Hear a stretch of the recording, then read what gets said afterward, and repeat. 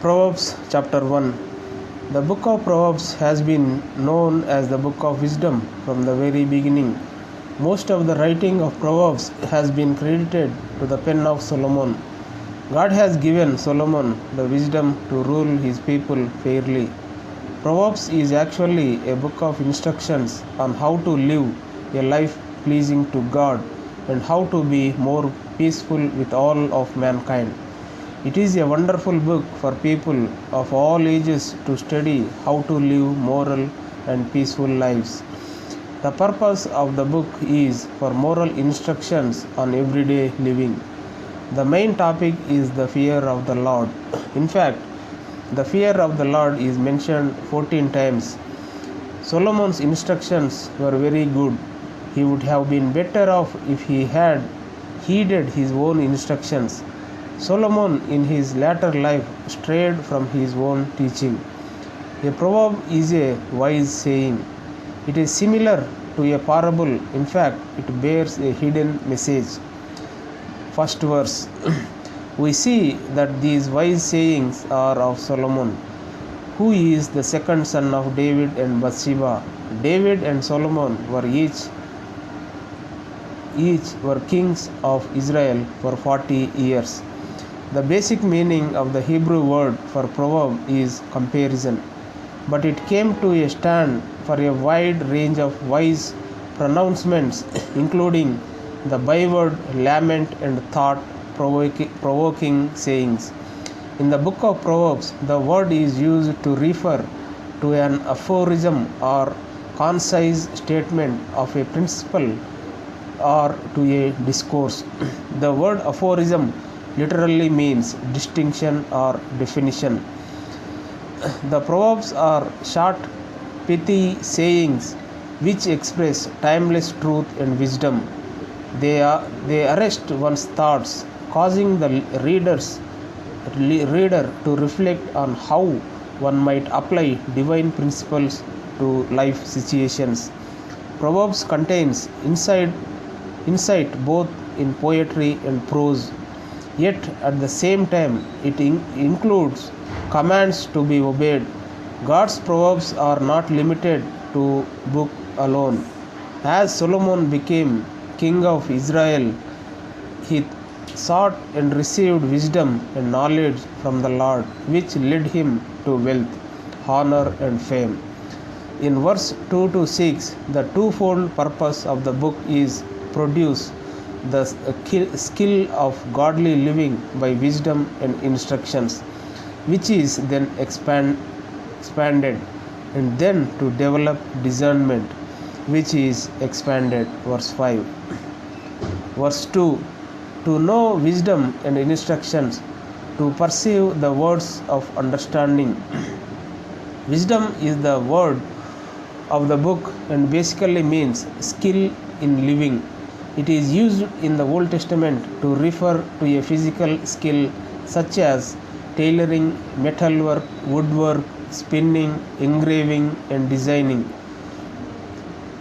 It is used metaphorically. It refers to the skill to live life successfully.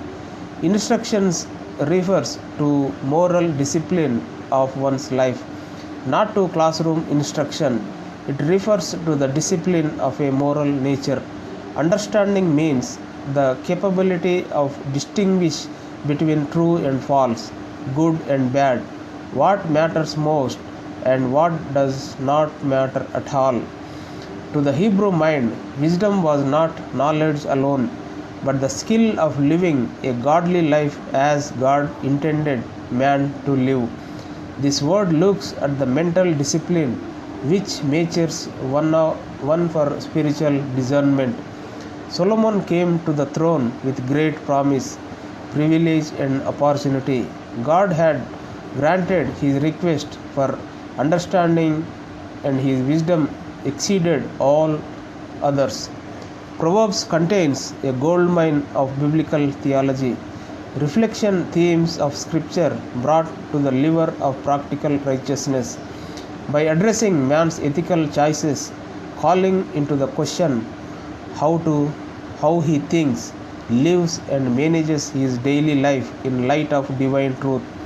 More specifically, Proverbs calls man to live as the Creator intended him to live when he made man. The recurring promise of Proverbs is that generally the wise live longer, prosper, and experience joy and goodness of God, while fools suffer shame and death. On the other hand, it must be remembered that this general principle is balanced by the reality that the wicked sometimes prosper, though only temporarily. Job illustrates that there are occasions when godly wise are struck with disaster and suffering.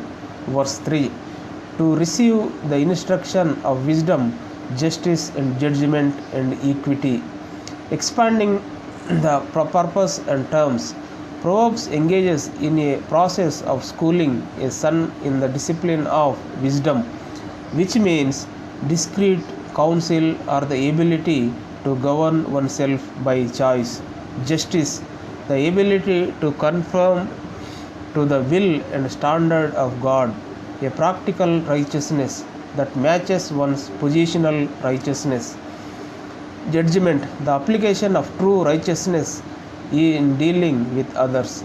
And equity, the living of life in a fair, pleasing way. Verse 4.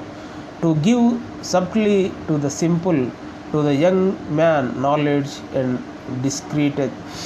Wisdom is the ultimate goal. So we see it mentioned here. Instructions can flow out from the greatest teacher of all time, and still we will be no more the wiser. The point made here is to receive the instruction into your being, and in so doing became the wiser. We have to receive the instruction for it to help us. We must open up, perceive our understanding. The equity, judgment, and justice are the fruits of wisdom. A wise man will be just. To give subtly to the simple, the purpose is to impart discernment to the naive and the ignorant.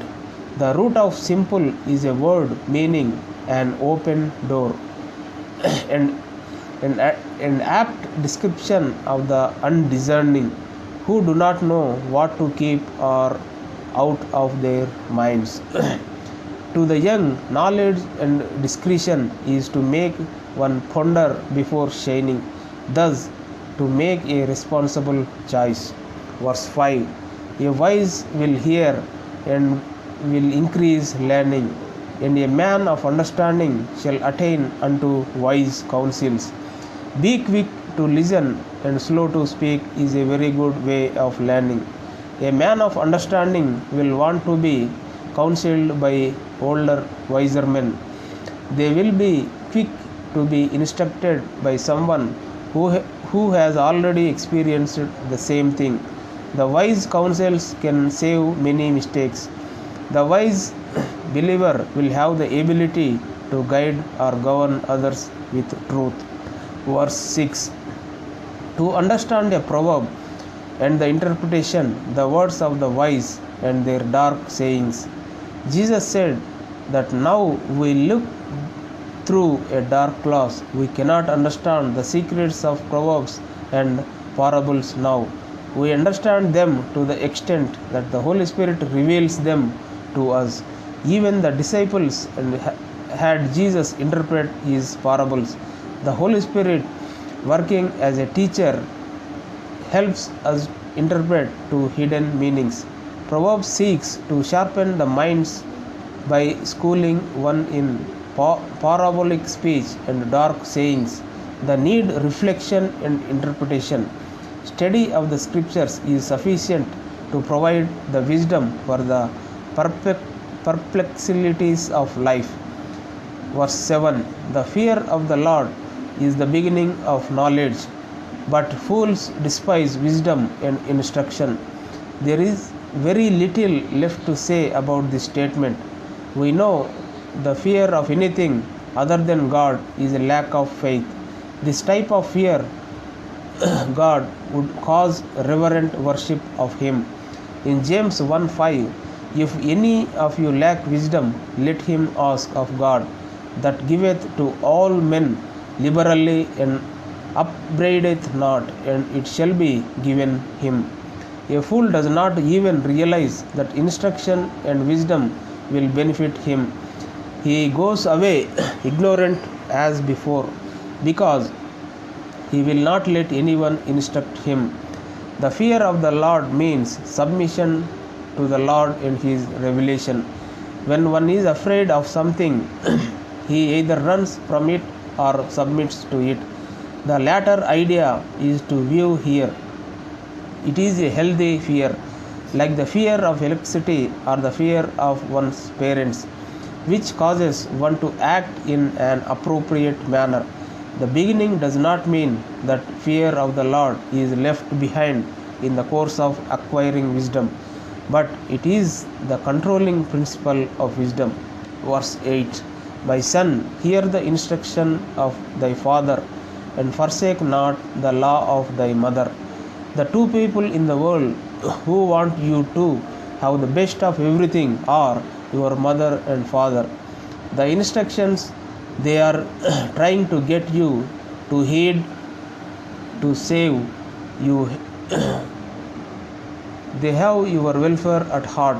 Accept their instruction so that you can gain from their experience and not to have to make the same mistakes by already made. They wish you not only good.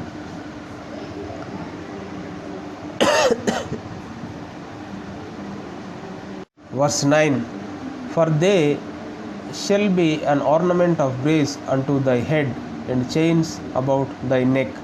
The greatest gift a parent can give to a child is the gift of good moral teaching. This grace above, I believe, is just that. These parents have set high moral standard and passed them on to their children. Chains about thy neck refers to an adornment or thing of beauty in one's life. Verse 10, My son, if sinners entice thee, consent thou not. You see, we are a free moral agent. We decide whether we will sin or not. Just because the crowd is sinning is no reason to get involved. Use your own free will and say no to sin. Even if it is inviting, in the long run we are responsible for our own decisions. Sinners is a term reserved in Scripture to describe unbelievers for whom sin is continual and who endeavor to persuade even believers to sin with them. The sins of murder and robbery are used to illustrations of such folly. Verse 11, If they say, Come with us, let us lay wait for blood, let us lurk privily for the innocent without cause. Come with us. The intimidating force of peer pressure is often the way to entice those who lack wisdom. Verse 12, Let us swallow them up alive as the grave, and whole as those that go down into the pit. The wicked devise a plot of deception in which the innocent are captured and victimized like one who is taken by death itself, as with Joseph. The pit, Sheol, is the place of death. For the wicked it is the place of no return, darkness and torment. Verse 13 and 14, We shall find all precious substance, we shall fill our houses with spoil. Cast in thy lot among us, let us all have one purse. This is the enlisting of the innocent without full disclosure of intent. Abundant spoil is promised by this outright robbery, which is made to appear easily and safe for the thieves and murderers. Verse 15, My son, walk not thou in the way with them, refrain thy foot from their path. This directly confronts the invitation. Sin must be rejected at the first temptation. By refusing even the association that can lead to sin, avoid the beginning of sin. Verse 16, for their feet run to evil and make haste to shed blood. This is warning not to keep evil company. This is guilt by association. You may not be guilty of their sins, but if you are caught with them, you will pay the terrible penalty with them. Many a youngster has gotten into serious trouble because he wanted to be part of the gang. Children favorite saying to parents, everyone is doing it. Sometimes peer pressure causes a youngster to join a gang. He probably has no idea they are stealing or killing when he joins. But the longer he stays, the more deeply involved he becomes. The only way to avoid this is just what the scripture advises. Don't go with them in the first place. The time to say no is before you get in deep.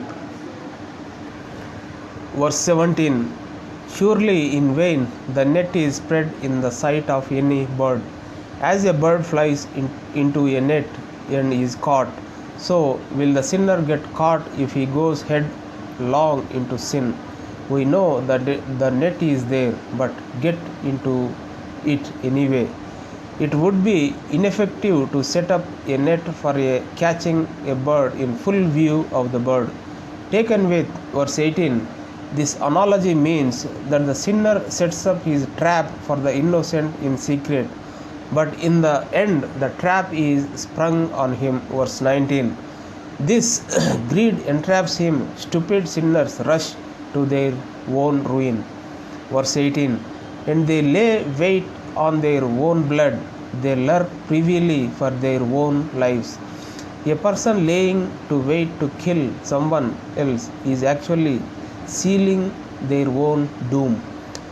Verse 19, so the ways of everyone that is greedy of gain, which taketh away the life of the owners thereof. Greed for things that do not belong to you is certainly the cause of most sin toward your fellow man. Verse 20, wisdom crieth without, she uttereth her voice in the streets, she crieth in the chief place of concourse, in the openings of the gates, in the city she uttereth her words. While enticement is covert and secret, wisdom and nothing to hide is available to everyone, being found in the most prominent of public places. Verse 22, how long, ye simple ones, will ye love simplicity? And the scorners delight in their scorning, and fools hate knowledge. An idle mind brings on sin. Wisdom is a gift from God, and we must pray to receive it. Knowledge is accumulated learning that we study and acquire by effort upon our part. Only a fool will turn away from the knowledge and wisdom of God. Three questions reveal three classes of those needing wisdom and the downward progression of sin. The simple or naive who are ignorant, scorners and mockers who commit more serious determined acts, and fools or obstinate unbelievers who will not listen to the truth. Proverbs aims its wisdom primarily at the first group. Verse 23, turn you at my reproof, behold, I will pour out my spirit unto you, I will make known my words unto you. God is telling the people to learn by reproof. God is offering to pour out His Spirit. God, the Holy Spirit, will reveal the meaning of the word to us if we will accept His Spirit into us. What does reproof mean? After a lengthy study, I came up with this. The scene is the Spirit will teach men the true meaning of these words: sin, righteousness, and judgment. God's wisdom brings to bear against the sinner indictment for sin that demand repentance. To the one who does repent, God promises the spirit of or essence, the true wisdom linked to the divine revelation. Verse 24 and 25. Because I have called and ye refused, I have stretched out my hand and no man regarded. But ye have set at naught all my counsel, and would one of my reproof. Sinners who respond with indifference and mockery at great indictment increase their guilt. Romans 2:5. And bring upon themselves the wrath of God, mockery and indifference. Some wait to see God until it is too late. Verse 26 and 27. I also will laugh at your calamity. I will mock when your fear cometh. When your fear cometh as desolation, and your destruction cometh as a whirlwind. When distress and anguish cometh upon you. Those who refuse the call of Jesus Christ as Savior, or those who have not reached out to receive the Lord, have nothing good to look for. In their time of trouble, they have no one to turn to. The Lord will have no sympathy for those who have rejected His salvation. Notice the terms calamity, terror, destruction, distress, and anguish.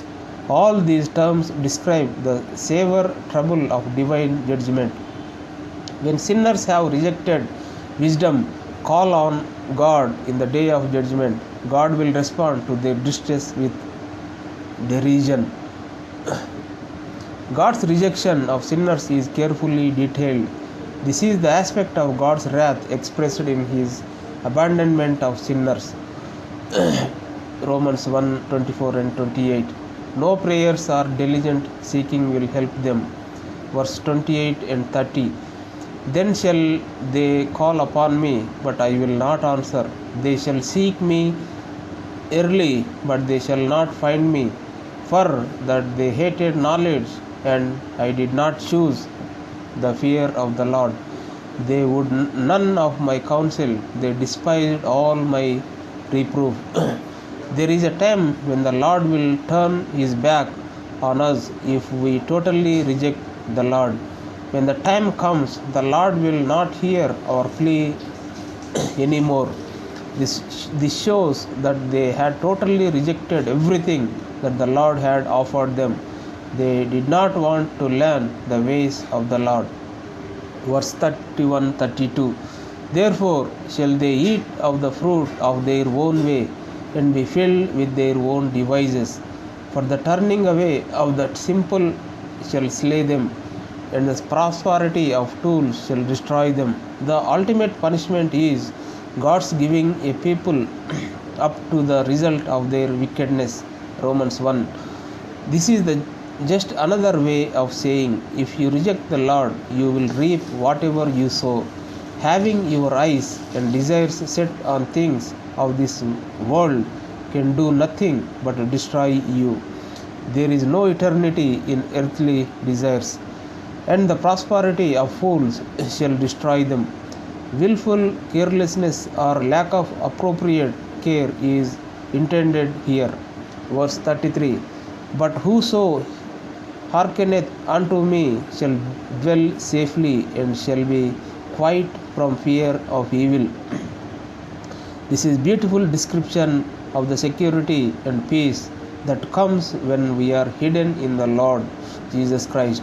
Fear will not be part of our vocabulary because it is opposite of faith.